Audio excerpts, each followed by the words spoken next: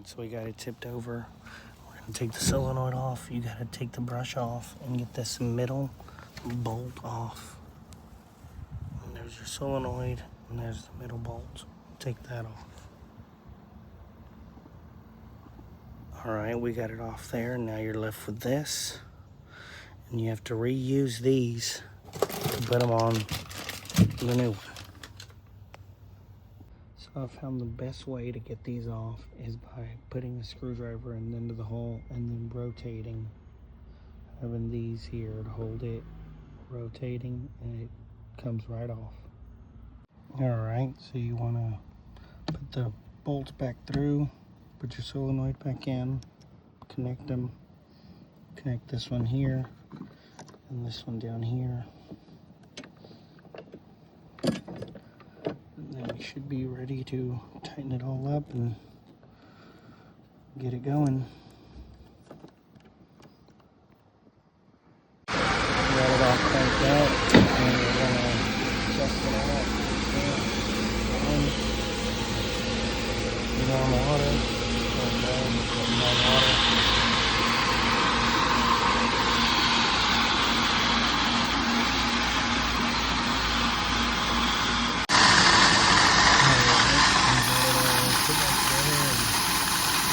Not leaking.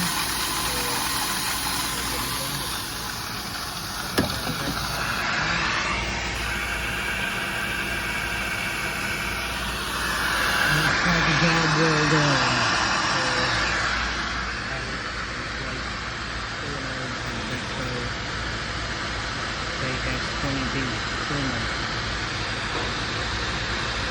Hey, what up, you guys? Today we're working on a Betco Crewman.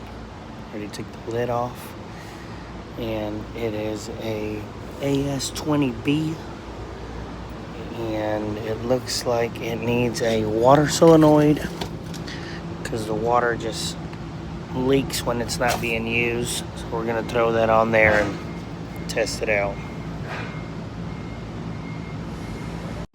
So the first thing we want to do is take these batteries out. Once we take those out, we can tilt the machine over on its side. It will work better from the bottom.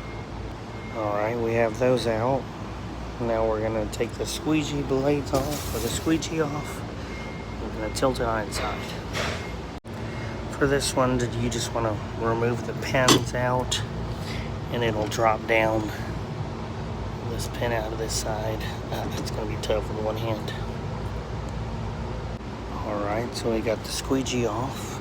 Now we're going to tilt it on its side.